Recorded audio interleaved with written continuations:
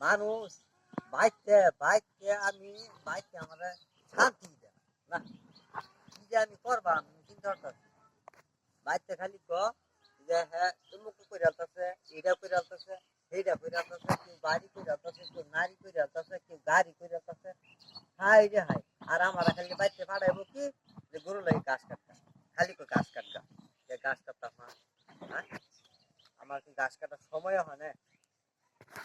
বাইতে যদি কই যে আমার আমার হইলো ইয়া করাও না, হ্যাঁ বিয়া শাদি করাও না, হ্যাঁ হ্যাঁ বিয়ার পর যে হার হয়ে গেল গা এটা দেওয়া না চোখে, খালি কাম হবে কাম হবে, এই যে কাম করা হরি তারপরে কথা কাম হবে কামই হতাম না না।